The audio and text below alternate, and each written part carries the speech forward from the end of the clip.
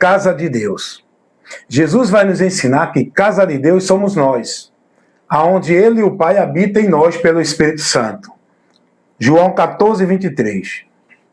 Obra de Deus. Obra de Deus, Jesus vai nos ensinar que obra de Deus é Ele.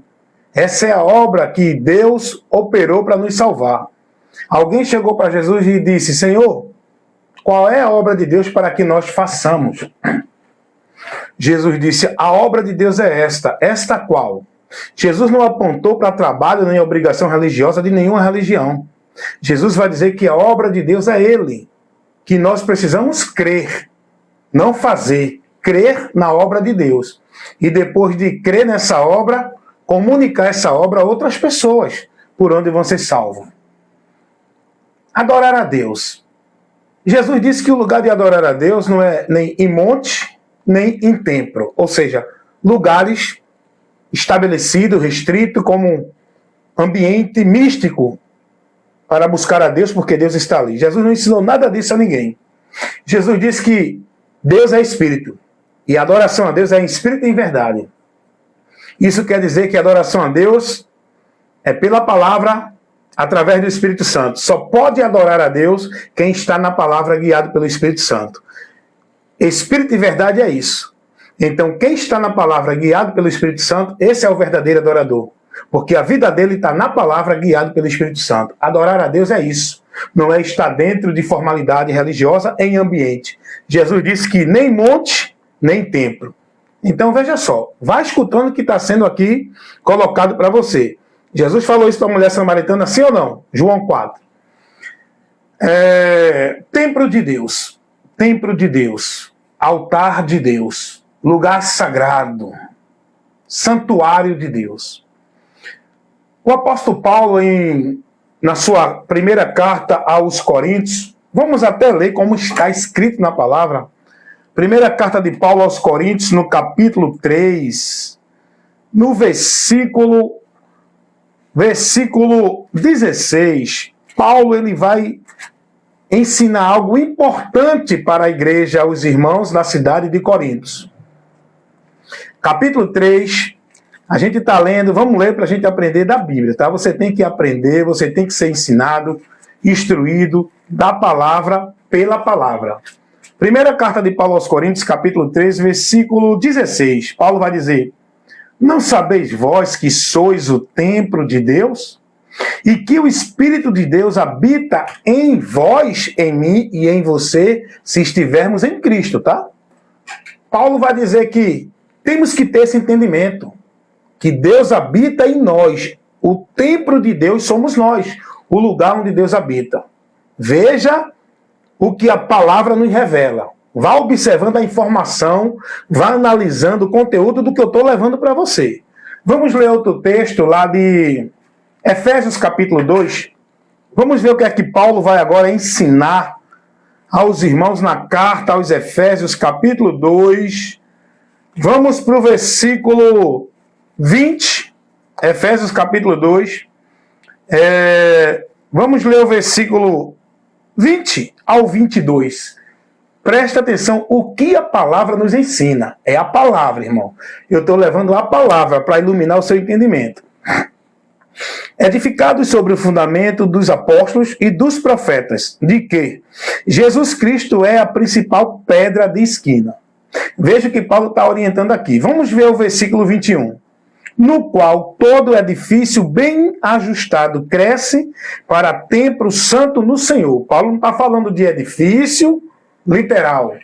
Paulo não está falando de casa literal. Edificado para templo santo no Senhor. Paulo está falando de nós, pessoas, estando firmado no fundamento dos apóstolos e dos profetas. Ou seja, aquilo que foi pregado pelos profetas e os apóstolos para a gente estar e colocar e viver confiante, alicerçado com a nossa vida em Deus. Paulo vai falar que é Cristo.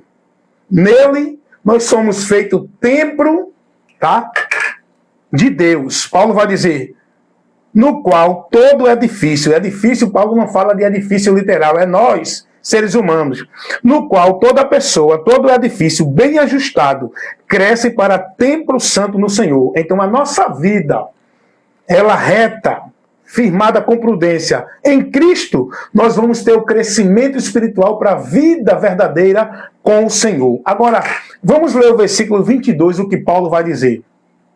No qual também vós, juntamente sois edificado para a morada de Deus em espírito.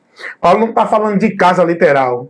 Nós somos edificados como casa onde Deus habita, para a morada de Deus em espírito. Deus habita em nós pelo Espírito Santo. Vocês estão entendendo isso? Agora vamos ler outro texto. Depois eu vou aqui trazer o resumo e explicar por que eu estou falando isso. Vamos ler outro texto? Romanos primeira carta de Paulo aos Coríntios, capítulo 15, versículo 58. Escute o que a palavra nos fala e veja o que a palavra nos revela para a nossa vida com Deus e edificação no conhecimento daquilo que Deus traz para nós. Primeira carta de Paulo aos Coríntios, capítulo 15, versículo 58. Portanto, meus amados irmãos, sede firmes e constantes, sempre abundantes na obra do Senhor, sabendo que o vosso trabalho não é vão no Senhor. Paulo aqui está advertindo os irmãos a ser firme e constante na obra do Senhor. Essa obra aqui é a fé. É na prudência, no conhecimento de Cristo, para não apostatar dele, seguindo conceitos, preceitos, ensinos, orientações, regras, normas, doutrina, que não condiz com o Evangelho. O contexto aqui, desse texto que eu li, o contexto aqui, Paulo está fazendo uma defesa da doutrina, para que os irmãos não saiam, não se desviem do princípio do Evangelho, porque estava tendo um ensinamento contrário aqui, que estava corrompendo o entendimento dos irmãos. E Paulo vai dizer, se vocês não permanecerem no Evangelho, vocês não podem se salvar. Isso está lá no versículo 2.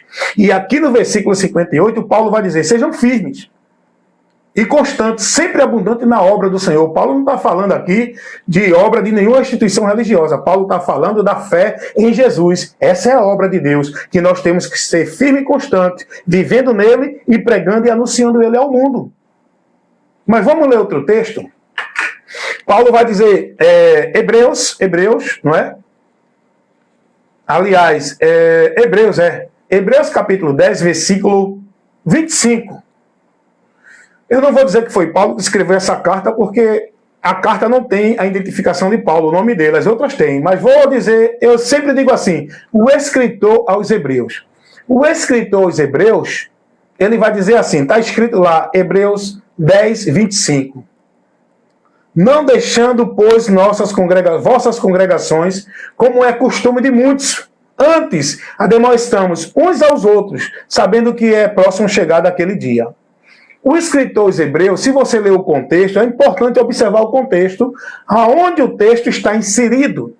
O escritor aos Hebreus, ele não está falando de você estar dentro de um ambiente. O contexto aqui não aponta, não é princípio de ambiente. O contexto aqui não está falando de igreja, lugar central, onde você tem que estar ali, como se ali fosse o lugar para você estar congregando. O texto aqui está se referindo, advertindo os irmãos, para que os irmãos, eu estou olhando o microfone aqui para não falhar o som. O escritor está advertindo os irmãos para que eles não deixem de se reunir. O escritor não está advertindo que eles não deixem de ir para o lugar se reunir. A advertência é para eles se reunir, independente do lugar. Então o escritor aos Hebreus não está falando nada sobre congregação, instituição religiosa. O escritor aos Hebreus não está dizendo a ninguém, olha, não deixe de vir para a igreja, não deixe de ir para a igreja, não deixe de estar na igreja. Não se refere à igreja, à instituição, lugar físico, geográfico.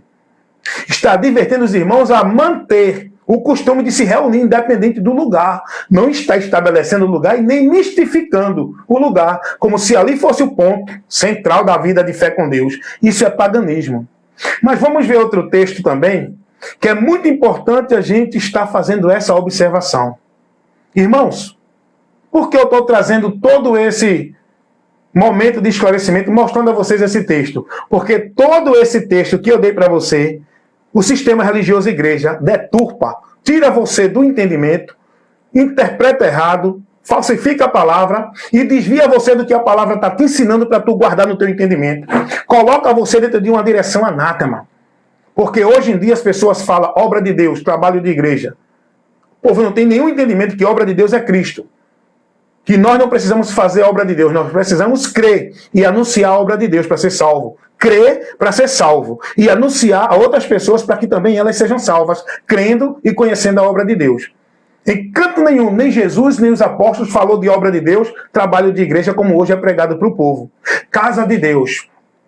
O povo hoje entende e vive essa idolatria às instituições religiosas, mistificando o ambiente como se ali fosse casa de Deus, porque é isso que é pregado, é isso que está no entendimento do povo, e o povo deixa de entender o que a palavra revela, que casa de Deus somos nós. A reverência, a vida devota, a vida consagrada que devemos ter a Deus, não é dentro de igreja, é a nossa vida no nosso viver, porque casa de Deus somos nós, onde Deus está.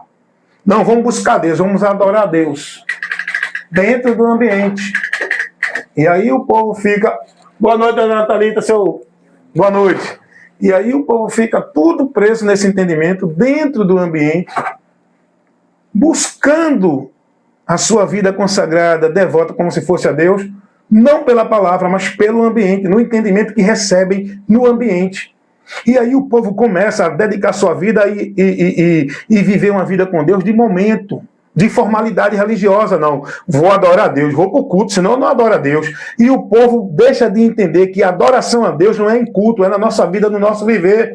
Não, tem que ir lá ao altar santo, onde Deus fala. Não, Deus fala pela palavra dele para nós. O altar de Deus é nós. O culto a Deus não é aquele movimento religioso, aquela atividade religiosa, aquela formalidade religiosa que você vive. O culto a Deus é na nossa vida, no nosso viver. O culto racional é com a nossa vida se negando, renunciando para se submeter a Deus pela palavra, por aquilo que Jesus ensinou. Esse é o culto a Deus. Veja como vocês estão se perdendo e perdido do conhecimento de Deus. Dentro desses ambientes de igreja, onde está tirando de vocês o entendimento da palavra e está levando vocês a viver uma vida de fé em Deus, cega, reprovada, anátema, vã, muito sacrifício de tolo, muita busca de Deus dentro de igreja, muita adoração a Deus ali, aqui e acolá, muito evento religioso em nome de Deus, e tudo isso é sacrifício de tolo. Porque vocês não estão tendo entendimento, não estão sendo iluminados, não estão sendo instruídos, não estão vivendo uma vida com Deus pela palavra que está sendo tirada de vocês dentro desses ambientes de igreja. Não, tem que ir para a igreja, tem que vir adorar a Deus. Aqui é o lugar onde Deus está para receber a adoração da igreja. É na igreja. Ei, não tem duas igrejas, não tem a igreja pessoa e a igreja lugar. A igreja somos nós. Onde Deus quer ser adorado é na minha vida, no meu viver. A palavra não diz nada disso que o povo está recebendo dentro das igrejas. Não, seja firme, constante e abundante, irmão, na obra do Senhor, porque a obra do Senhor é o trabalho da igreja. Busque primeiro o reino de Deus, porque aqui é a obra de Deus. Priorize Deus, não. Quem ensina isso é o diabo, através dos homens que são instrumentos de Satanás, fazendo você devotar, consagrar, escravizar, centralizar sua vida, seu viver, perdendo de viver, deixando de curtir a vida, deixando de viver a vida, deixando de conhecer a verdade, aprisionando sua vida restrita dentro do ambiente, servindo aos homens. Não é a Deus, não. Deus não manda você buscar e priorizar a obra de igreja nenhuma, porque Ele não deixou essa direção para ninguém viver. Você está vivendo porque você quer continuar na mentira. O apóstolo Paulo, lá em 1 Coríntios 15, 58, ele não está falando de igreja ali, não. Quem aplica esse princípio de igreja são os falsos profetas que falsificam a palavra, que traz uma interpretação maldita para manter o engano dele e para dominar vocês. Porque vocês só estão lá, sendo negócio deles, escravizados no poder deles, no domínio deles, mantendo o funcionamento deles, sendo propriedade da igreja deles, porque vocês estão escravizados na mentira do diabo. Porque se vocês conhecerem a verdade, que é Jesus, o que ele ensinou, vocês não vai deixar a vida de vocês aprisionada sobre jugo e fardo de servidão dentro dessas igrejas, sobre o domínio do homem e a autoridade do homem, porque Jesus não conduz ninguém a isso. Se você é cristão, como você diz que é, você tem que escravizar, devotar, consagrar, colocar sua vida a serviço de Cristo na palavra dele, não a de homens dentro de igreja, porque Jesus não mandou. Vocês estão entendendo? Não, mas Hebreus 10, 25 diz que nós não devemos deixar a nossa igreja, a nossa congregação. Isso é mentira do diabo, é interpretação falsificada. É isso que eles aplicam para vocês ficar presos, alienados, subjugados dentro do sistema, restrito, isolado entre quatro paredes, subjugado na autoridade deles, e vocês não podem pensar fora das quatro linhas, onde eles dominam vocês, onde vocês estão aprisionados. Hebreus 10, 25 não se refere à instituição, a ambiente, a lugar físico, a lugar cheio de regra, de norma no domínio do homem, que o homem cria como casa de Deus. Igreja não é esses ambientes. Igreja, você tem que entender, saia dessa grande mentira que está impregnada, cauterizada na sua mente, onde vocês estão dentro desses ambientes de igreja, robotizados, escravizados, alienados, servindo como se fosse para Deus, porque a igreja de Deus não é nada disso que vocês estão aí vivendo no entendimento. Não é assembleia, não é batista, não é presbiteriana, não é congregacional, não é igreja de mormon, não é igreja católica. Igreja de Deus é pessoas, porque Deus não colocou nenhuma igreja instituição para você estar lá servindo a Ele como se fosse o lugar central, ponto místico. Isso é misticismo, irmão. Isso é paganismo. O cristão não foi orientado a estar dentro de nenhuma igreja, de nenhum templo, não. Jesus não colocou essa regra, essa ordenança, esse princípio de igreja e templo e de nenhuma autoridade espiritual para o cristão estar ali submisso como se fosse a Deus. Jesus não colocou essa regra, irmão. E o povo está escravizado. Aí diz, não, o irmão Wellington, ele fala muito das igrejas, ele fala muito dos pastores. Eu estou pregando a verdade para condenar a mentira que vocês estão vivendo escravizado por esses pastores dentro das igrejas dele. Vocês que não dão ouvido à verdade para se salvar, continuam na mentira aí, vivendo a mentira, negando, desprezando e renunciando à verdade. Isso vai causar um preço muito caro para vocês. A palavra vai dizer que vão ser condenados por não dar ouvido à verdade, por onde poderiam se salvar. Antes tiveram prazer, fizeram a sua escolha e amaram a mentira do que a verdade. Cuidado, irmão. Meu trabalho é esse, pregar a palavra. Veja que exposição eu estou fazendo aqui. Todos os textos que eu dei aqui é pregado de uma forma distorcida, falsificada, manipulada, interpretação errada por esses pastores dentro dessas igrejas. Pode ser assembleia católica, evangélica, espírita, batista, presbiteriana, pregam mentira em nome de verdade. Eles usam a palavra, usam.